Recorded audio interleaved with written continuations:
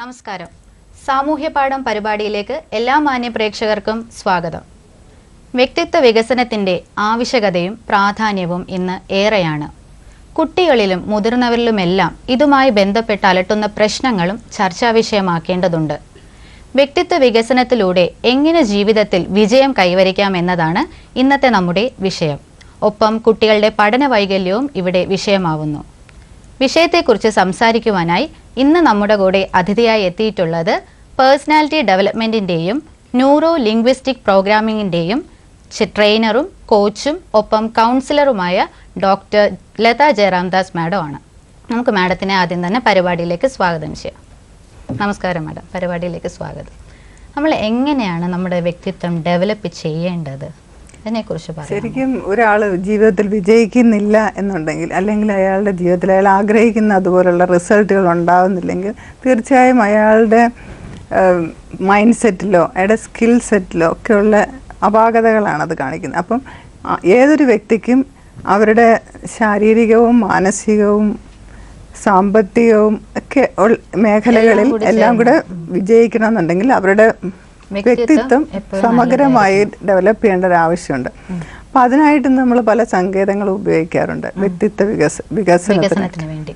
അപ്പോൾ വ്യക്തിത്വ വികസനത്തിൻ്റെ ഒരു പേഴ്സണാലിറ്റി ഡെവലപ്മെന്റ് ട്രെയിനർ എന്ന നിലയിൽ ഈ വ്യക്തിത്വ വികസനത്തിന്റെ ആവശ്യകതയെക്കുറിച്ച് കൂടുതലായി പറയാമോ? ആവശ്യകത ഏത് ഒരു സ്റ്റുഡൻസിനാണെങ്കിലും അവരുടെ മൈൻഡ് സെറ്റ് അവരുടെ പഠനത്തെയും അവരുടെ ജീവിതത്തിലുള്ള റിസൾട്ടിനെ എല്ലാം ബാധിക്കും. അതുപോലെ ഇപ്പോൾ ഒരു അഡൾട്ടായിട്ടുള്ള ഒരാളാണെങ്കിലും അയാളുടെ തൊഴിലാണെങ്കിലും അയാളുടെ കരിയറിലുള്ള ഡെവലപ്മെൻ്റ് ആണെങ്കിലും അയാളുടെ റിലേഷൻഷിപ്പിലുള്ള പ്രശ്നങ്ങളും എല്ലാം അയാളുടെ വ്യക്തിത്വവുമായിട്ട് ബന്ധപ്പെട്ട് കിടക്കുകയാണ്. അപ്പം ഏതെല്ലാം ഏരിയയിലാണ് നമുക്ക് ശരിയായിട്ടുള്ള റിസൾട്ട് ഉണ്ടാക്കേണ്ടത്, അതിന് വേണ്ടിയിട്ട് ആ ഏരിയയിൽ നമുക്ക് എന്തൊക്കെ സ്കിൽസ് ആണ് ഡെവലപ്പ് ചെയ്യേണ്ടതെന്ന് ആദ്യമായിട്ട് അറിയണം. ഇപ്പം നമുക്ക് ചിലപ്പോൾ കമ്മ്യൂണിക്കേഷൻ സ്കിൽസ് ആയിരിക്കും ചിലർക്ക് മോശമായിട്ടുള്ളത്. അപ്പം ഈ ഒരു കമ്മ്യൂണിക്കേഷൻ സ്കിൽസിൻ്റെ അപാകതകൾ കൊണ്ട് അവരുടെ ജീവിതത്തെ അത് പല വിധത്തിലും ബാധിക്കും. അപ്പം ആ ഒരു ആശയവിനിമയം ശരിയാക്കുകയാണെങ്കിൽ, ആശയവിനിമയം ശരിയായിട്ട് നടത്താനുള്ള പ്രാഗൽഭ്യം ഡെവലപ്പ് ചെയ്തെടുക്കുകയാണെങ്കിൽ അവരുടെ ജീവിതത്തിൽ വളരെയധികം മാറ്റങ്ങളുണ്ടാകും. അപ്പം അതായത് ഇപ്പം ഏതൊരു കുടുംബ ജീവിതത്തിലെ സക്സസിനാണെങ്കിലും ആശയവിനിമയം വളരെ പ്രാധാന്യമുള്ളതാണ്. ഒരു ബിസിനസ്സിലെ സക്സസിനാണെങ്കിലും ആശയവിനിമയമാണ്. ഇപ്പോൾ ഒരു സ്റ്റുഡൻ്റ് ആണെങ്കിൽ പോലും അവരുടെ പേരൻസുമായിട്ടുള്ള റിലേഷൻഷിപ്പ്, ടീച്ചേഴ്സുമായിട്ടുള്ള റിലേഷൻഷിപ്പ് എല്ലാം ആശയവിനിമയം അനുസരിച്ച്. അപ്പം ഇത് ആശയവിനിമയം ഡെവലപ്പ് ചെയ്യുക എന്നുള്ള ഏറ്റവും പ്രധാനപ്പെട്ട ഒരു സ്കില്ലാണ്. അപ്പം അതുപോലെ പല ഏരിയകളിലും നമുക്ക് നമ്മുടെ പോരായ്മകൾ എന്താണെന്ന് മനസ്സിലാക്കിയിട്ട് തിരിച്ചറിഞ്ഞിട്ട് അതിന് വേണ്ടിയിട്ടുള്ള കാര്യങ്ങൾ നമ്മൾ പഠിച്ചെടുക്കേണ്ട ആവശ്യമുണ്ട്. അപ്പോൾ ഒരാളുടെ വ്യക്തിത്വം എങ്ങനെയാണ് അവരുടെ ജീവിതത്തിൻ്റെ വിജയത്തിലേക്ക് നയിക്കുന്നത്? ഇപ്പോൾ പോസിറ്റീവായിട്ടുള്ളൊരു മെൻ്റൽ ആറ്റിറ്റ്യൂഡ് ഉള്ള ഒരാളിന് ഇപ്പോൾ പരാജയങ്ങൾ വന്നാൽ പോലും അവർക്കതിനെ കുറച്ചും കൂടെ ഒരു ചലഞ്ചായിട്ട് കാണുകയും അതിനെ എങ്ങനെ കുറച്ചുകൂടെ സക്സസ് ആക്കാമെന്നുള്ളതായിരിക്കും അവർ ചിന്തിക്കുന്നത്. അതായത് ഒരു ഒപ്റ്റിമിസ്റ്റ് ആയിട്ടുള്ള ഒരാൾ, എല്ലാം ശുഭപ്രതീക്ഷയോടുകൂടി കാണുന്ന ആളാണ്. ഒരു പരാജയം വന്നാലും അവർക്ക് അതിൽ നിന്നെല്ലാം വിജയത്തിലേക്ക് പോകാനുള്ള വഴി എന്താണെന്നാണ് അവർ അന്വേഷിക്കുന്നത്. അതേസമയം പെസിമിസ്റ്റ് അല്ലെങ്കിൽ ഒരു നെഗറ്റീവായിട്ട് തിങ്ക് ചെയ്യുന്ന ഒരാൾ എപ്പോഴും പരാജയപ്പെട്ടുപോയാലും അതിന് എനിക്ക് രക്ഷയില്ല എന്നുള്ളൊരു ചിന്താഗതിയായിരിക്കും. അപ്പോൾ അവർക്ക് രക്ഷപ്പെടാനുള്ള മാർഗ്ഗങ്ങളും കുറവായിരിക്കും. അപ്പോൾ ഇതാണ് അവർ തമ്മിലുള്ള വ്യത്യാസം. അതായത് വിജയിക്കുന്നവരാണെങ്കിലും പരാജയപ്പെടുന്നവരാണെങ്കിലും അവർക്കെല്ലാം ഒരേപോലുള്ള ബ്രെയിനും നെർവസ് സിസ്റ്റം എല്ലാം ഒരുപോലെയാണ്. പക്ഷേ ഇതിൽ വ്യത്യാസം എന്ന് പറഞ്ഞാൽ അവരുടെ ചിന്താ രീതികളിൽ മാറ്റം വരുത്തേണ്ടത്. അതെ, അപ്പോൾ ആ ചിന്താഗതിയിലുള്ള മാറ്റമാണ് നമ്മൾ ഉദ്ദേശിക്കുന്നതിനകത്ത്. ഇപ്പം നമ്മൾ പറഞ്ഞല്ലോ, എന്താണ് ഈ ന്യൂറോ ലിംഗ്വിസ്റ്റിക് പ്രോഗ്രാമിംഗ്? അതിന്റെ ട്രെയിനർ കൂടിയാണ് മാഡം. എന്താണ് ന്യൂറോ ലിംഗ്വിസ്റ്റിക് പ്രോഗ്രാമിംഗ് എന്ന് പറയുന്നത് ഈ 21st സെഞ്ച്വറിയിലെ ഏറ്റവും നല്ലൊരു പ്രാക്ടിക്കൽ സൈക്കോളജിയാണത്. ഇപ്പോൾ ട്രഡീഷണൽ സൈക്കോളജി കുറച്ച് വ്യത്യാസമാണ് ഇത് ഇന്ന്. അതായത് എങ്ങനെയാണ് ഇത് സൊല്യൂഷൻ ഓറിയന്റഡ് ആണ്. എത്രയും പെട്ടെന്ന് പ്രശ്നങ്ങൾ പരിഹരിച്ച് ചേഞ്ചസ് ഉണ്ടാക്കാനുള്ള ഏറ്റവും പുതിയൊരു കാര്യമാണ്. അപ്പോൾ അത് നമുക്ക് വളരെ കുറഞ്ഞ സമയം കൊണ്ട് ഒരു വ്യക്തിയിൽ മാറ്റങ്ങൾ ഉണ്ടാക്കാൻ സഹായിക്കും. ഇപ്പോൾ പല ആൾക്കാരും ചോദിക്കാറുണ്ട്, 10 ദിവസം ഒരു പേഴ്സണാലിറ്റി ട്രെയിനിങ് കൊണ്ട് എങ്ങനെയാണ് വ്യത്യാസം വരുത്തുന്നത്? 10 ദിവസം കൊണ്ട് ഇവരെന്താണ് പഠിപ്പിക്കുക? 10 ദിവസം തന്നെ ശരിക്കും വേണ്ട. 7 ദിവസം ഉണ്ടെങ്കിൽ പോലും നല്ലൊരു പേഴ്സണാലിറ്റിയിൽ ചേഞ്ചസ് നമുക്ക് ഉണ്ടാക്കാൻ പറ്റും. എന്താണെന്ന് വെച്ചാൽ നമ്മൾ അതിന് ട്രെയിൻഡ് ആയിട്ടുള്ള ആൾക്കാർക്ക് ഈ മാറ്റങ്ങൾ ഉണ്ടാക്കാൻ വളരെ സമയമൊന്നും വേണ്ട. അത് ശരിക്കും നമ്മുടെ ബ്രെയിൻ എങ്ങനെയാണ് പ്രവർത്തിക്കുന്നത്, ആ ബ്രെയിനിൽ എന്തൊക്കെ നടക്കുന്നുണ്ട്, അത് എങ്ങനെയാണ് ഒരാൾ കാര്യങ്ങളെ ഗ്രഹിക്കുന്നത്, ഒരു കാര്യങ്ങൾ അയാൾ കാണുന്ന രീതി, ഇതിലെല്ലാം മാറ്റം വരുത്താൻ കുറച്ച് മെൻ്റൽ എക്സസൈസ് കൊണ്ട് നമുക്ക്, അല്ലെങ്കിൽ അവരോട് ചോദിക്കുന്ന ചോദ്യങ്ങളുണ്ടോ അല്ലെങ്കിൽ അവരെ കൊണ്ട് ചിന്തിപ്പിക്കുന്ന രീതിയിൽ വ്യത്യാസങ്ങൾ വരുത്തുമ്പോഴത്തേക്ക് ഈ വ്യത്യാസം വരാനൊന്നും ഒരുപാട് സമയം വേണ്ട. അല്ലാതെ ആൾക്കാർ വിചാരിക്കുന്നതെന്ന് വെച്ചാൽ ഒരു പേഴ്സണാലിറ്റിയൊക്കെ ചേഞ്ച് ചെയ്തെടുക്കണമെങ്കിൽ വളരെ നാളത്തെ, ഇത് എത്രയോ നാളുകൊണ്ട് ഉണ്ടാക്കിയത്, കുറെ നാളുകൊണ്ട് ഉണ്ടാക്കിയെടുത്ത ഒരു സംഭവമല്ലേ, അതിനെ ഇനി മാറ്റാനും ഒരുപാട് നാൾ വേണം എന്നൊക്കെയാണ് ആൾക്കാർ വിചാരിക്കുന്നത്. പക്ഷെ അങ്ങനത്തെ ആ ഒരു സമയ ദൈർഘ്യമൊന്നും ഇപ്പം ഇതിനാവശ്യമില്ല. വളരെ പെട്ടെന്ന്, അതായത് ഇത് ഡെവലപ്പ് ചെയ്ത ആൾക്കാർ തന്നെ കുറച്ച് സക്സസ് ആയിട്ടുള്ള ആൾക്കാരെ പഠിച്ചിട്ട് അവരുടെ ഒരു തിങ്കിങ്ങിന്റെ പാറ്റേണും അവരുടെ ഒരു ആ ഫോർമുല വെച്ചിട്ടാണ് അവർ നമ്മളിത് ആൾക്കാരെ ട്രെയിൻ ചെയ്യുന്നത്. അപ്പോൾ അതിനെ കുറച്ച് ഉദാഹരണം പറയാമോ? അങ്ങനെ ആരൊക്കെയാണ് അത് യൂസ് ചെയ്ത് സക്സസ്? ശരിക്കും ഇപ്പൊ നമ്മൾ ഏറ്റവും ഇപ്പൊ തന്നെ ബരാക് ഒബാമ, പ്രസിഡന്റ് ഒബാമ വളരെ NLP ഉപയോഗിക്കുന്ന ഒരാളാണ്. അദ്ദേഹത്തിന്റെ ഓരോ സ്പീച്ചസ് കേട്ടാൽ നമുക്കറിയാം അദ്ദേഹം വളരെ ഒരു ലോ ബാക്ക്ഗ്രൗണ്ടിൽ നിന്ന് വന്ന ഒരാളാണ്. പക്ഷെ ഈ NLP ട്രെയിനിങ് ഉപയോഗിച്ച് അദ്ദേഹം വളരെ ആ ഒറേറ്ററി സ്കിൽസ്, കമ്മ്യൂണിക്കേഷൻ സ്കിൽസ് വളരെ നന്നായിട്ട് ഉപയോഗിച്ച് അദ്ദേഹത്തിൻ്റെ സ്പീച്ചസ് വഴി എത്രയോ ആൾക്കാരെയാണ് സ്വാധീനിക്കുന്നത്. അതുപോലെ ഏതൊരു നല്ലൊരു ലീഡർ ആവണമെങ്കിലും അവർക്ക് ആ ഇൻഫ്ലുവൻഷ്യൽ സ്കിൽ ഉണ്ടാവണമെങ്കിൽ നല്ലതായിട്ട് കമ്മ്യൂണിക്കേറ്റ് ചെയ്യാൻ അറിയണം, മറ്റൊരാളിൻ്റെ മനസ്സ് മനസ്സിലാക്കാൻ അറിയണം. ഇപ്പോൾ സ്വന്തം മനസ്സ് മനസ്സിലാക്കുന്ന ഒരാളിനെ മറ്റൊരാളുടെ മനസ്സ് മനസ്സിലാക്കത്തുള്ളൂ. അപ്പോൾ ഏത് രീതിയിൽ സംസാരിച്ചാലാണ് അവരുദ്ദേശിക്കുന്ന ഫലം കിട്ടുക എന്നുള്ളത് അറിയണം. അപ്പോൾ എല്ലാം നമ്മുടെ വിജയവും ഒരു പരിധിവരെ നമ്മുടെ ആശയവിനിമയത്തെ ആശ്രയിച്ചാണ് ഇരിക്കുന്നത്. അപ്പോൾ ആശയവിനിമയം ശരിയായിട്ട് ചെയ്താൽ മാത്രമേ നമുക്ക് ശരിയായ ഫലം പ്രതീക്ഷിക്കാനൊക്കെ ലഭിക്കാൻ സാധിക്കത്തുള്ളൂ. അപ്പം അതിനുള്ള പരിശീലനമാണ് കൂടുതലായിട്ട് നമ്മൾ ഇതിനകത്ത് എന്ന് വെച്ചാൽ നമ്മുടെ ഓരോ ആൾക്കാർ തമ്മിലുള്ള വ്യത്യാസം, ഓരോ വ്യക്തികളും തമ്മിൽ പല വിധത്തിലും വ്യത്യാസങ്ങളുണ്ട്. അവരുടെ സെൻസസ്, അവരുപയോഗിക്കുന്ന അവരുടെ ആന്തരിക പ്രവർത്തനങ്ങളിൽ വ്യത്യാസമുണ്ട്. ഇപ്പോൾ ഒരേ വീട്ടിലുള്ള കുട്ടികൾ തമ്മിൽ പോലും ആ വ്യത്യാസമുണ്ട്. ഓരോ വ്യക്തിയും യുണീക്കാണെന്ന് പറയാം, അതായത് വ്യത്യസ്തനാണ് അവർ ഓരോരുത്തരും. അപ്പോൾ അവരുടെ വ്യത്യാസങ്ങൾ അനുസരിച്ചിട്ട് അവരോട് സംസാരിക്കാൻ കഴിയണം നമുക്ക്. അപ്പൊ അതിന് നമ്മളെ തന്നെ സാമൂഹ്യ പാഠത്തിൽ ആദ്യത്തെ കോളർ വന്നിട്ടുണ്ട്. ഹലോ ഹലോ, സാമൂഹ്യ പാഠം പരിപാടിയിലേക്ക് സ്വാഗതം. എവിടെ നിന്നാണ് വിളിക്കുന്നത്? ആരാണ് സംസാരിക്കുന്നത്? പേര് പറഞ്ഞോളൂ. പേര് ഉമ എന്നാണ്. ഓക്കെ, ഗസ്റ്റിനോട് സംസാരിച്ചോളൂ. പറയൂ ഉമ, സംസാരിച്ചോളൂ, പറഞ്ഞോളൂ. അതെ, എനിക്ക് ഒരു സെൽഫ് കോൺഫിഡൻസ് വളരെ കുറവാണ്. അതെ, സെൽഫ് കോൺഫിഡൻസ് കുറവാണ്. അതെ. ഇപ്പൊ ഉമ ഉള്ളിൽ തന്നെ എന്താണ് ഉമയോട് തന്നെ സംസാരിക്കാറുള്ളത്? ഉമയെ പറ്റി കഴിവുകളുണ്ടെന്ന് എനിക്കറിയാം. കുറച്ച് കഴിവുണ്ട്, പക്ഷെ ഏതെങ്കിലും ഏരിയയിൽ കഴിവില്ല എന്നുള്ള വിശ്വാസമുണ്ടോ? എനിക്ക് സ്വന്തമായിട്ട് ഇഷ്ടമാണ്, ശരിക്കും ഹൗസ് വൈഫാണ്. കുറച്ചൊക്കെ പാടും, ഞാൻ പാടും. പക്ഷെ എനിക്ക് അതിൽ എന്റെ കഴിവിനനുസരിച്ച് എനിക്ക് അങ്ങോട്ട് ഉയരാൻ പറ്റുന്നില്ല. അപ്പൊ അതെനിക്ക് പാടാൻ കഴിവുണ്ടാക്കാൻ പറ്റത്തില്ലെന്നുള്ള ഇതുകൊണ്ടാണോ? അല്ല, കഴിവുണ്ട്, അല്ലെങ്കിൽ അതിനെ ആരെങ്കിലും പ്രോത്സാഹിപ്പിക്കുന്നില്ലെന്ന് എനിക്ക് പ്രോത്സാഹനം കിട്ടുന്നുണ്ട്, പക്ഷെ സ്വന്തമായിട്ട് ആത്മവിശ്വാസം ഇല്ല. അതിന് ഉമ സ്വന്തമായിട്ട് എന്താണ് മനസ്സിൽ പറയുന്നത്? എനിക്ക് ഉയരാൻ പറ്റും, എനിക്ക് വിചാരിക്കുന്ന പറയുന്നുണ്ട്, പക്ഷെ അത് കാണാൻ പറ്റുന്നുണ്ടോ മനസ്സിന്റെ ഉള്ളിൽ? സമയം വരുമ്പോ എനിക്ക് അത്ര അങ്ങോട്ട് പറ്റില്ല. അപ്പം ഉമ സ്വന്തമായിട്ട് തന്നെ പറയണ ഏത് സമയം വരുമ്പോൾ എനിക്ക് ഏത് ഓഡിയൻസിന്റെ മുമ്പിലാണെങ്കിലും നന്നായിട്ട് പെർഫോം ചെയ്യാൻ പറ്റും എന്ന് ഉമ സ്വയം പറയുകയും അത് ഉമ സ്വയം മനസ്സിൽ കാണുകയും ചെയ്യണം. അത് ആവർത്തിച്ച് കാണണം. ഇപ്പൊ നമ്മൾ ആ ഒരു പ്രോഗ്രാം നമ്മൾ മനസ്സിൽ ആവർത്തിച്ച് ചെയ്യണം, വിഷ്വലൈസ് ചെയ്യണം.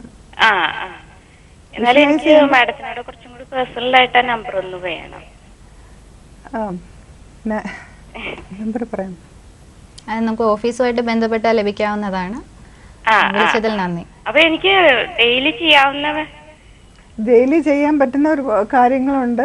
അപ്പോൾ ഉമ്മയ്ക്ക് സ്വന്തമായിട്ട് മനസ്സിൽ അത് പ്രാക്ടീസ് ചെയ്യാം, മനസ്സിൽ കാണണം, ഉമ്മ നന്നായിട്ട് പെർഫോം ചെയ്യുന്ന കാണണം, എല്ലാവരും ഉമ്മയെ അപ്രീഷിയേറ്റ് ചെയ്യുന്നതും കൺഗ്രാജുലേറ്റ് ചെയ്യുന്നതും എല്ലാം ഉമ്മ കാണുമ്പോൾ ഉമ്മയ്ക്ക് കുറച്ചുകൂടെ ആത്മവിശ്വാസം തോന്നും. അത് കഴിഞ്ഞിട്ട് എന്തെങ്കിലും പ്രശ്നം ഉണ്ടെങ്കിൽ എന്നോട് സമീപിച്ചാൽ പറഞ്ഞു കൂടുതലായിട്ട് പഠിപ്പിക്കാം. വിളിച്ചതിൽ നന്ദി. നമുക്ക് അടുത്ത കോളർ വെയിറ്റ് ചെയ്യുന്നുണ്ട്. അടുത്ത കോൾ നമുക്ക് വെയിറ്റ് ചെയ്യുന്നുണ്ട്. ഹലോ ഹലോ ഹലോ, സാമൂഹ്യ പാഠം പരിപാടിയിലേക്ക് സ്വാഗതം. ആരാണ് സംസാരിക്കുന്നത്? ഇത് ആലപ്പുഴയിൽ നിന്ന് വിളിക്കുക. പേര് പറഞ്ഞോളൂ. ബിന്ദു എന്നാണ് എന്റെ പേര്. ഓക്കെ, സംസാരിച്ചോളൂ ഗസ്റ്റിനോട്. ബിന്ദു പറയൂ. ഹലോ, പറയൂ Bindu. Good afternoon madam. Good afternoon. Madam, ഞാൻ എന്റെ മോളുടെ കാര്യത്തെ കുറിച്ച്, എന്റെ മോളിപ്പം ഇനി 8th പഠിക്കുന്നത്. അപ്പം മോൾ അങ്ങനെ ഫ്രണ്ട്സുമായിട്ട് മിങ്കിൾ ചെയ്യുന്നില്ല, എനിക്ക് ഫ്രണ്ട്സ് ആരും ഇല്ല, ഞാൻ ഇന്ന് സ്കൂളിൽ പോകുന്നില്ല എന്നാണ് പുള്ളിക്കാരത്തി പറയുന്നത്. അതെ, ആദ്യം തുടങ്ങി ഒരു സ്കൂളിൽ തന്നെയാണ് പഠിക്കുന്നത്? ഒരേ സ്കൂളിൽ തന്നെയാണ് പഠിക്കുന്നത്. 4th മുതൽ ഒരേ സ്കൂളിലാണ് പഠിക്കുന്നത്. ഫ്രണ്ട്സ് എന്ന് പറഞ്ഞു കഴിഞ്ഞാൽ ഫ്രണ്ട്സ് ഉണ്ട്, പക്ഷെ ഒരു ബെസ്റ്റ് ഫ്രണ്ട് എന്ന് പറയാൻ ആരുമില്ല. എന്നോട് അവർ മിണ്ടുന്നില്ല, ഇവർ മിണ്ടുന്നില്ല. അപ്പൊ അങ്ങനെ അവർ പറഞ്ഞിട്ട് എപ്പോഴും വൈകുന്നേരം വീട്ടിൽ വന്നിട്ട് ഇനി മുതൽ ഞാൻ സ്കൂളിൽ പോകുന്നില്ല, എന്നെ വേറെ സ്കൂളിൽ ചേർക്ക്. ഇല്ല, സ്കൂളിൽ അപ്പൊ നിങ്ങൾ ആ കുട്ടികളായിട്ട് മിങ്കിൾ ചെയ്യാനുള്ള കുറച്ചൊരു പ്രോത്സാഹനമോ? അതെല്ലാം ഞാൻ ഇവിടുത്തെ പറഞ്ഞു വിടുന്നുണ്ട്. ഞാൻ പറയുന്നുണ്ട് മോള് അവരുമായിട്ട് കുറച്ചും കൂടെ മിങ്കിൾ ചെയ്യണം. അല്ല, അവരുമായിട്ട് മിങ്കിൾ ചെയ്യുന്ന അവര് നല്ല കുട്ടികളാണ്, അവരുമായിട്ട് ചങ്ങാത്തം കൂടുന്നത് നല്ലതാണ്. അതൊക്കെ പറഞ്ഞു കൊടുക്കുന്നുണ്ട്. ആ കുട്ടികൾ നേരത്തെ ഒരുപാട് എന്ന് വെച്ചാൽ മോൾ ആദ്യം ഇവിടെ വന്ന സമയത്ത് ഒരുപാട് ഹെൽപ്പ് ചെയ്തിട്ടൊക്കെ ഉണ്ട് മോളെ. ആദ്യം ഞങ്ങൾ നോർത്ത് ഇന്ത്യയിലായിരുന്നു, അപ്പൊ ഇവിടെ വന്നപ്പം മലയാളം, അപ്പൊ അങ്ങനെയൊക്കെ കുറെ അവര് ഹെൽപ്പ് ചെയ്തിട്ടുണ്ട് മോളെ. അപ്പൊ അങ്ങനെ അവരടുത്തിരുന്നു നോട്ട്സ് എഴുതാനാണെങ്കിലും എല്ലാം ഹെൽപ്പ് ചെയ്തിട്ടുണ്ട്. അപ്പൊ അങ്ങനെയുണ്ട്. പക്ഷെ അവരാരെങ്കിലും ഇപ്പൊ ആരെങ്കിലും മോളോട് കൂടുതലായിട്ട് സംസാരിച്ചാൽ അവർ വേറൊരാളിനോട് മിണ്ടുന്നത് അല്ലെങ്കിൽ അവരോട് ഫ്രണ്ട്ഷിപ്പിന് പോകുന്നത് മോൾക്ക് ഇതല്ല. അതൊരു പൊസസീവ്നെസ് ആയിരിക്കും. അത് ഇയാളോട് മാത്രമേ സംസാരിക്കാവുള്ളൂ എന്നുള്ള അങ്ങനത്തെ ഒരു ആഗ്രഹം. അതുപോലെ തന്നെ കൂടുതൽ അങ്ങോട്ട് കയറി മിണ്ടത്തില്ല, അവരെന്നോട് മിണ്ടുന്നില്ല, ഞാൻ പിന്നെ എന്തിനാ മിണ്ടുന്നേ. അതുപോലെ തന്നെ ഫുഡാണെങ്കിലും ആരുമായിട്ട് ഷെയർ ചെയ്യാനും മടിയാ. അതാണ് പ്രശ്നം. ആ ഷെയറിങ്ങിനുള്ള ഒരു ആറ്റിറ്റ്യൂഡ് ഇല്ല. അപ്പോൾ ആ ഒരു ആറ്റിറ്റ്യൂഡ് ഉണ്ടാക്കണം, എല്ലാവരെയും നമ്മൾ സ്നേഹിക്കണം എന്നുള്ള ഒരു ആറ്റിറ്റ്യൂഡ് ഉണ്ടാക്കി കൊടുക്കണം. അത് നമ്മൾ കഥകളിൽ കൂടെ ഒക്കെ പറഞ്ഞു കൊടുക്കാം. നമുക്ക് കുട്ടികളെ ഏറ്റവും ഇൻഫ്ലുവൻസ് ചെയ്യാൻ പറ്റുന്ന അവർക്ക് നല്ല കഥകളൊക്കെ പറഞ്ഞു കൊടുക്കുക. അതുപോലുള്ള കഥകൾ വേണമെങ്കിൽ നമുക്ക് സ്വയം ഉണ്ടാക്കിയിട്ടും പറഞ്ഞു കൊടുക്കാം. അവർ ശരിക്കും നമ്മൾ അഡ്വൈസ് ഒന്നും അവർ ഇഷ്ടപ്പെടത്തില്ല. അപ്പോൾ അവരെ നമ്മൾ കുറച്ച് അങ്ങനെ കഥകളിൽ കൂടെയും വേറെ അങ്ങനെ അവർക്ക് ഇഷ്ടപ്പെടുന്ന മാധ്യമങ്ങളിലൂടെ പറയുന്നതാണ് അവർക്ക് ഇഷ്ടപ്പെടുന്നത്, അവർക്ക് കുറച്ചുകൂടെ അംഗീകരിക്കാൻ പറ്റുന്നത്. പക്ഷെ ഇപ്പം ഫ്രണ്ട്ഷിപ്പ് വേണം തോന്നുന്ന സമയത്ത് മറ്റുള്ളവർ ഇങ്ങോട്ടും മിങ്കിൾ ചെയ്യുന്നില്ല. അപ്പൊ അവർക്ക് മേ ബി ഇതിന് ആരോടും ശരിയായിട്ടുള്ള ഒരു കമ്മ്യൂണിക്കേഷൻ അറിഞ്ഞൂടാ, അതുകൊണ്ടാണ് പ്രശ്നം. അവർക്ക് ഇഷ്ടപ്പെടുന്ന രീതിയിൽ പറയാൻ അറിയത്തില്ല, അതുകൊണ്ടാണ്. അപ്പൊ അത് കുറച്ചുകൂടെ നമുക്കൊന്ന് ഡെവലപ്പ് ചെയ്തെടുത്താൽ മതി, എങ്ങനെ ഒരാളിനുമായിട്ട് ശരിയായിട്ട് നടത്തണമെന്നുള്ളത്. മറ്റുള്ളവരുടെ ഇഷ്ടങ്ങൾ നോക്കിയിട്ട് അവരോട് സംസാരിക്കണം, അതൊക്കെ പറഞ്ഞു കൊടുക്കണം. സഹായിക്കാനുള്ള മനസ്ഥിതിയൊക്കെ ഉണ്ടാകണമെന്ന് പറയണം. അതൊക്കെയുണ്ട്, അതൊക്കെയുണ്ട്, അങ്ങനെയൊക്കെയുണ്ട്. പിന്നെ ഇപ്പൊ കൊച്ചല്ലേ, കുറച്ചുകൂടെ കഴിയുമ്പോൾ നമുക്ക് അതിനുള്ള പ്രത്യേക നമുക്കൊരു പേഴ്സണാലിറ്റി ഡെവലപ്മെന്റ് ട്രെയിനിങ് ഒക്കെ ചെയ്യുമ്പോൾ അത് ഒരു ക്ലാസ്സിൽ വന്നിട്ട് നമുക്ക് അതിനുള്ള എക്സസൈസുകളും ഒക്കെ പഠിപ്പിക്കുമ്പോൾ അത് മാറിക്കോളും. മറ്റുള്ള കുട്ടികളുമായിട്ട് നമ്മൾ വിളിച്ചതിൽ വളരെ നന്ദി. നമ്മളിപ്പോൾ NLPയെ കുറിച്ചാണ് സംസാരിച്ചുകൊണ്ടിരുന്നത്. അപ്പോൾ നമുക്ക് കുട്ടികളുടെ കാര്യം പറയുമ്പോൾ എല്ലാ കുട്ടികൾക്കും പഠിക്കാൻ ബുദ്ധിയുണ്ട്, ഇൻ്റലിജൻ്റ് ആണ്. പക്ഷെ ചില കുട്ടികൾ എക്സ്ട്രാ ഓർഡിനറി ആയിട്ട് വളരെ നന്നായിട്ട് പഠിക്കുന്നു, ചില കുട്ടികൾ ആവറേജ് എന്ന പോലെയും. അതെന്തുകൊണ്ടാണ് അങ്ങനെ സംഭവിക്കുന്നത്? ഒന്നാമതായിട്ടും ലക്ഷ്യബോധം അവർക്ക് ഒരു, പക്ഷെ ഈ നന്നായിട്ട് പഠിക്കുന്ന കുട്ടികൾക്ക് ഒരു കൃത്യമായിട്ടൊരു എയിം കാണും, അത് എത്തണമെന്നുള്ള ഒരു ആഗ്രഹം കാണും, അതിന് അവരെ മോട്ടിവേറ്റ് ചെയ്യുന്ന ചില കാര്യങ്ങൾ അവർക്കുണ്ടായിരിക്കും. അപ്പോൾ മറ്റേ കുട്ടികൾക്കെന്ന് വെച്ചാൽ അതിൽ ഒരു പ്രത്യേകിച്ച് ലക്ഷ്യമൊന്നും ഇല്ലാത്തവരാണ്. എങ്ങനെയെങ്കിലും ഓരോ ക്ലാസ്സിലും പഠിക്കണം, മാർക്ക് കുറച്ച് മേടിക്കണം എന്നുള്ളതല്ലാതെ അതിൻ്റെ അപ്പുറമായിട്ട് ലക്ഷ്യങ്ങളില്ല. അതുകൊണ്ടാണ് അവർക്ക് അതിലേക്ക് എത്താനുള്ള ആ മോട്ടിവേഷൻ ഒരു പക്ഷേ കാണത്തില്ല. ഇപ്പോൾ ചിലപ്പം അധികം പൈസ ഇല്ലാത്ത വീട്ടിലെ കുട്ടിയാണെങ്കിൽ ചിലപ്പോൾ എനിക്ക് ഇന്ന ജോലിയിൽ എത്തിയിട്ട് വേണം എൻ്റെ ജീവിതം കുറച്ച് ക്വാളിറ്റി മെച്ചപ്പെടുത്താനെന്നുള്ള ആഗ്രഹം കാണും. ഇപ്പോൾ എല്ലാ സുഖ സൗകര്യങ്ങളുള്ളൊരു കുട്ടിയാണെങ്കിൽ ചിലപ്പം അങ്ങനെ ചെയ്യാനുള്ളൊരു മോട്ടിവേഷൻ അല്ല ഒരു ആഗ്രഹം ഉണ്ടാവത്തില്ല. പക്ഷെ അപ്പം നമ്മൾ ചെറുതിലേ തുടങ്ങിയ കുട്ടിയെ മോട്ടിവേറ്റ് ചെയ്യാനും അവന് ഏതാണ് താല്പര്യം, ഏത് വിധത്തിലാണ് അവനെ മോട്ടിവേറ്റ് ചെയ്യാൻ പറ്റുന്നതെന്നുള്ളത് പേരൻസ് അറിഞ്ഞിരിക്കണം, ടീച്ചേഴ്സും അറിയണം. എന്ന് വെച്ചാൽ ഒരു വ്യക്തിയെ നമുക്ക് മോട്ടിവേറ്റ് ചെയ്യണമെങ്കിൽ 2 വിധത്തിലേ പറ്റത്തുള്ളൂ. ഒന്നുകിൽ അവർ അതിൻ്റെ പ്ലഷർ സൈഡ് കാണിച്ചു കൊടുക്കണം, അല്ലെങ്കിൽ അതിൻ്റെ പെയിൻ സൈഡ് കാണിച്ചു കൊടുക്കണം. ഒരു നഷ്ടപ്പെട്ടാലുള്ള പെയിനും കിട്ടിയാലുള്ള പ്ലഷർ, ഇത് ഏതെങ്കിലും ഒന്നായിരിക്കുമോ ഏതൊരു വ്യക്തിയെ മോട്ടിവേറ്റ് ചെയ്യുന്നത്. അപ്പോൾ അതിൽ ഏതാണ് ഈ കുട്ടിക്ക് ചേരുന്നതെന്നുള്ളത് കണ്ടുപിടിച്ചിട്ട് ആ രീതിയിൽ അവനെ മോട്ടിവേറ്റ് ചെയ്യണം. അപ്പോൾ കുട്ടികളും അധ്യാപകരും അതുപോലെ കുട്ടികളും രക്ഷകർത്താക്കളും തമ്മിൽ നല്ലൊരു ആശയവിനിമയം തീർച്ചയായും വേണ്ടേ? തീർച്ചയായും. അതാണ് ഇന്നത്തെ എല്ലാ പ്രശ്നത്തിനും കാരണം. ആശയവിനിമയം വളരെ പരിമിതപ്പെട്ടിരിക്കുകയാണ്. ഇപ്പൊ പണ്ടത്തെ പോലല്ലല്ലോ. ഇപ്പൊ വീട്ടിലാണെങ്കിലും പേരൻസിന് സമയമില്ല. അപ്പൊ കുട്ടികളെ മനസ്സിലാക്കാനോ അവരുടെ കൂടെ ഇരിക്കാനോ ക്വാളിറ്റി ടൈം അവരോട് സ്പെൻഡ് ചെയ്യാനോ ഒന്നും സമയം കിട്ടാറില്ല. അപ്പം അത് ഒരു വിധത്തില് ഇവരുടെ പുരോഗതി ഒരുപാട് ബാധിക്കുന്നുണ്ട്. അതേസമയം ഈ കുട്ടികൾ തന്നെ ചെറിയ ചെറിയ കാര്യങ്ങൾ ചെയ്യുമ്പോഴും അവരെ അപ്രീഷിയേറ്റ് ചെയ്യണം, അവരെ റെക്കഗ്നൈസ് ചെയ്യണം. ഇതൊക്കെ അവർ ആഗ്രഹിക്കുന്ന കാര്യങ്ങൾ. അപ്പം ആരും അപ്രീഷിയേറ്റ് ചെയ്യുന്നില്ല, കുറ്റപ്പെടുത്തുന്ന മാത്രം. ചില കുട്ടികൾ എൻ്റെ അടുത്ത് വന്ന് പറയാറുണ്ട്, എപ്പോഴും എനിക്ക് പേടിയാണ്, എൻ്റെ അച്ഛനെ കാണുമ്പോൾ പേടിയാണ്, എൻ്റെ അച്ഛനോട് സംസാരിക്കാൻ പേടിയാണ്, എപ്പോഴും കുറ്റപ്പെടുത്തത്തേ ഉള്ളൂ. വളരെ മിടുക്കിയായിട്ടുള്ളൊരു ഒരു കുട്ടി എൻ്റെ അടുത്ത് പറഞ്ഞു, ഒരിക്കൽ പോലും എൻ്റെ അമ്മ ഞങ്ങളെ അങ്ങനെ അപ്രീഷിയേറ്റ് ചെയ്യാറില്ല. വേറുള്ള കുട്ടികൾക്ക് ഇതുപോലെ മാർക്ക് കിട്ടുവാണെങ്കിൽ അവരെ അപ്രീഷിയേറ്റ് ചെയ്യും, പക്ഷെ ഞങ്ങളെ അപ്രീഷിയേറ്റ് ചെയ്യാറില്ല. അപ്പോൾ ഇതൊക്കെ അവരുടെ പേഴ്സണാലിറ്റി ഒരു വിധത്തിൽ ബാധിക്കും. എന്ന് വെച്ചാൽ അവരുടെ സ്വന്തമായിട്ട് വിചാരിക്കും ഞാൻ പോരാ, എനിക്ക് അത്ര കഴിവില്ല എന്നൊക്കെയുള്ള ഇത് വരും. അപ്പോൾ ചിലപ്പോൾ അവർ കൂടുതൽ ശ്രമിക്കാതെ ഇരിക്കും. പക്ഷെ അപ്രീസിയേഷൻ വേണം, നല്ല കമ്മ്യൂണിക്കേഷനും വേണം കുട്ടികളുമായിട്ട്. അതുപോലെ തന്നെ അധ്യാപകരുമായിട്ടും. അതുപോലെ അധ്യാപകരും വളരെ ശ്രദ്ധിക്കേണ്ട. അതായത് ഇപ്പോഴത്തെ അധ്യാപകരൊന്നും വളരെ നന്നായിട്ട് ട്രെയിൻഡ് അല്ല. വലിയ സ്കൂളൊക്കെ ആയിരിക്കും, പക്ഷെ അധ്യാപകർക്ക് പ്രോപ്പറായിട്ടുള്ള ഒരു സൈക്കോളജിക്കൽ ഒരു ട്രെയിനിങ് ഒന്നും കാണത്തില്ല. അത് കാരണം ഈ കുട്ടികളെ അവരെങ്ങനെ നോക്കിക്കാണുന്നു എന്നുള്ളത് ഓരോ കുട്ടിക്കും വളരെ ഇമ്പോർട്ടൻ്റ് ആയിട്ടുള്ള കാര്യമാണ്. അപ്പം ചില കുട്ടികളെ അധ്യാപകർ അങ്ങ് തഴയുവാണ്, അല്ലെങ്കിൽ അവരെ മൈൻഡ് ചെയ്യാതിരിക്കുകയാണെങ്കിൽ അവർക്കത് വളരെ നിരുത്സാഹപ്പെടുത്തുന്ന ഒരു രീതിയാണ്.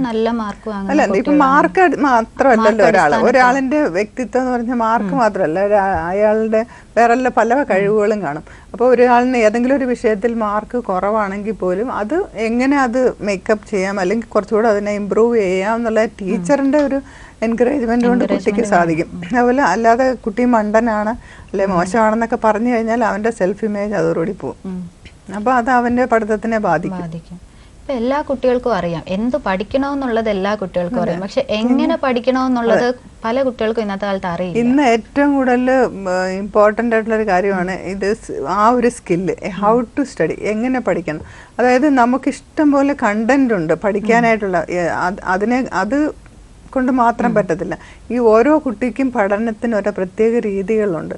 അപ്പോൾ അവന് സൂട്ടബിൾ ആയിട്ടുള്ള രീതി പഠിച്ചാലാണ് അവൻ അത് കുറച്ചുകൂടെ നന്നായിട്ട് മനസ്സിലാവുന്നത്.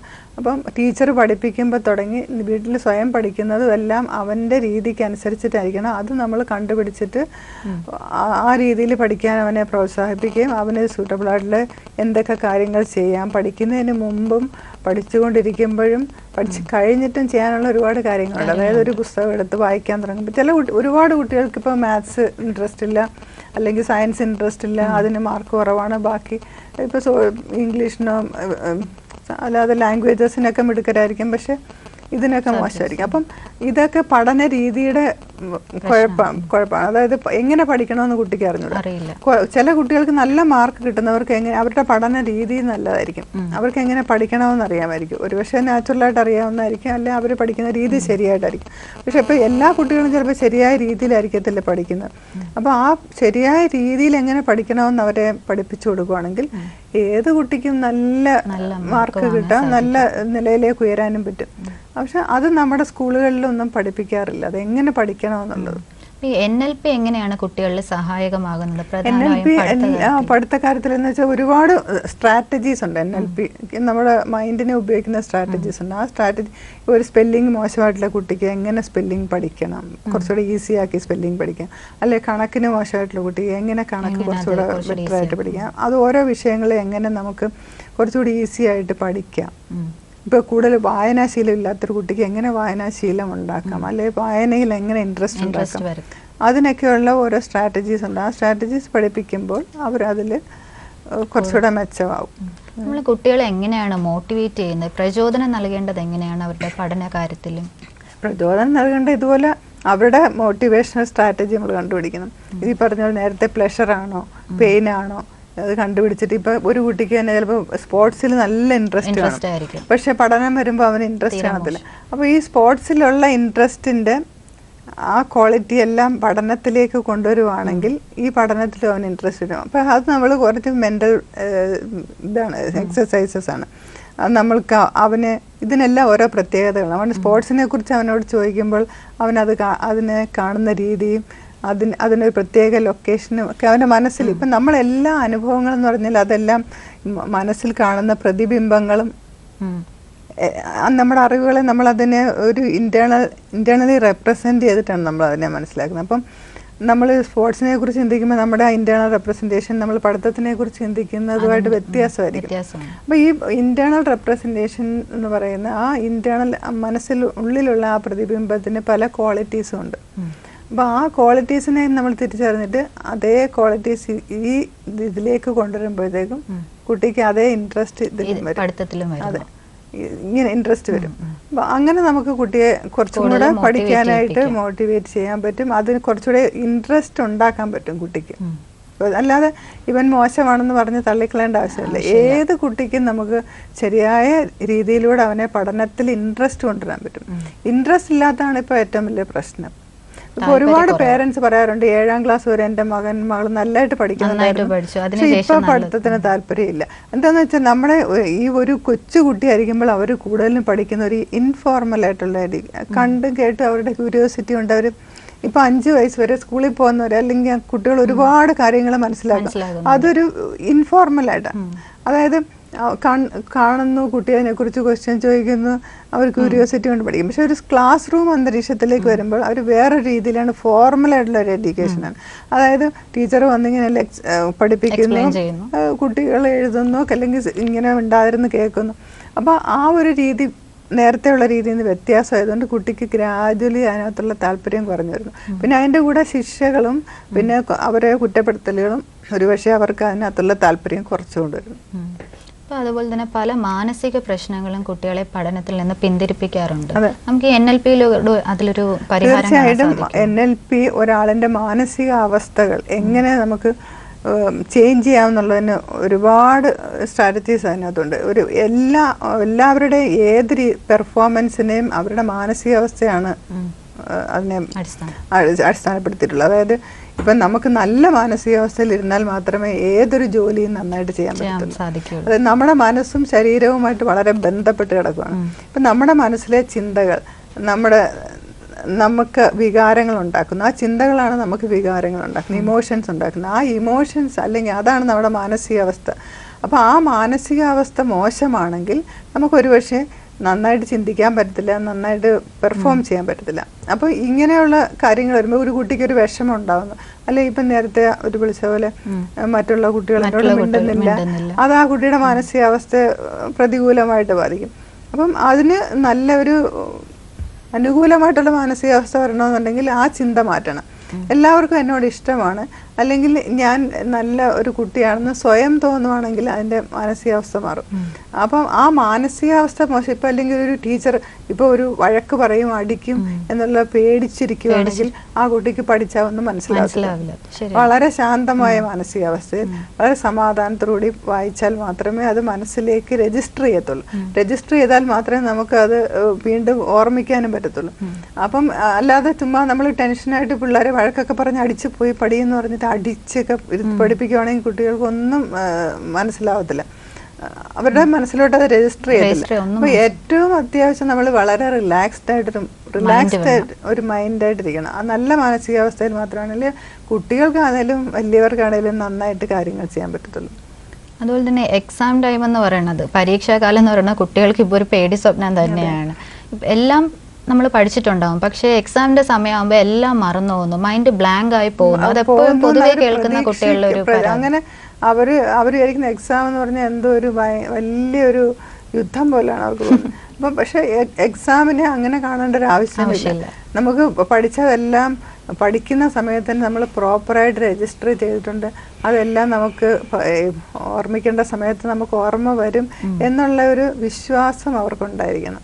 ആ വിശ്വാസം നമുക്ക് അവർക്ക് ഉണ്ടാക്കി കൊടുക്കാവുന്നതാണ്. അതായത് ഇപ്പോൾ പഠിക്കുന്നതിന് മുമ്പ് തന്നെ ഒരു ലെസൺ എടുത്ത് പഠിക്കുന്നതിന് മുമ്പ് തന്നെ അവർക്ക് സ്വയം പറയാം ഇപ്പം ഞാൻ പഠിക്കാൻ അതെന്താണെന്ന് വെച്ചാൽ അതിനകത്ത് ഇൻട്രസ്റ്റോടുകൂടി പഠിക്കണം. ഫസ്റ്റ് ഓഫ് ഓൾ ഇപ്പം നമ്മൾ ഈ മറക്കുക എന്ന് പറയുന്നത് നമ്മൾ ഈ പരീക്ഷയ്ക്ക് വേണ്ടി മാത്രം പഠിക്കുന്നതുകൊണ്ടാണ്.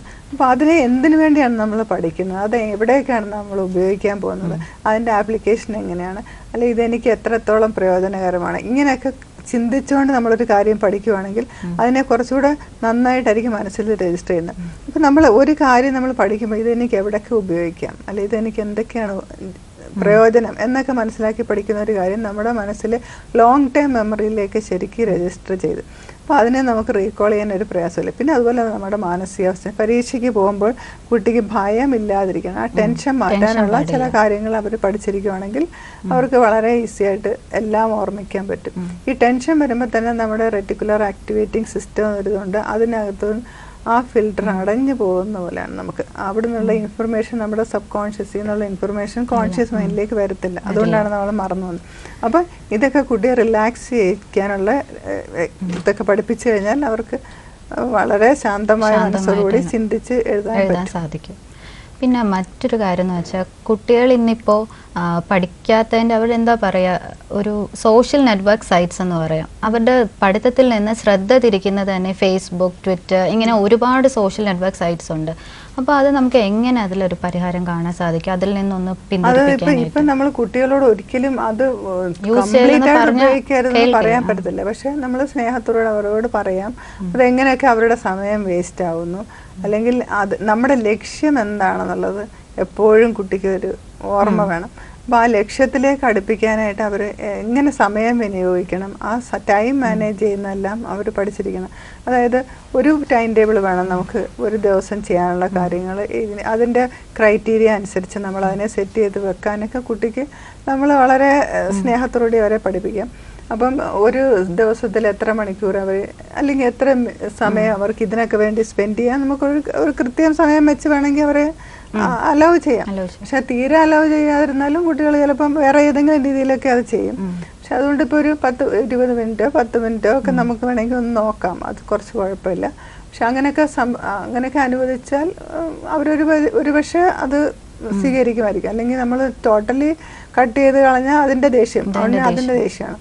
അപ്പോൾ ഇവരെയൊക്കെ ഹാൻഡിൽ ചെയ്യണമെങ്കിൽ ഇപ്പം നമ്മൾ വളരെ ശ്രദ്ധാപൂർവ്വം വേണം ഹാൻഡിൽ ചെയ്യാനായിട്ട്. ഇപ്പം മാഡം പറഞ്ഞല്ലോ ദേഷ്യം, ശരിക്കും ഇന്നത്തെ കുട്ടികളുടെ കാലത്ത് മറ്റൊരു പ്രശ്നമാണ് ദേഷ്യം വരും. നമുക്ക് IQ-നേക്കാട്ടിൽ പ്രാധാന്യമുള്ളത് ഇമോഷണൽ ഇന്റലിജൻസ് ആണ്.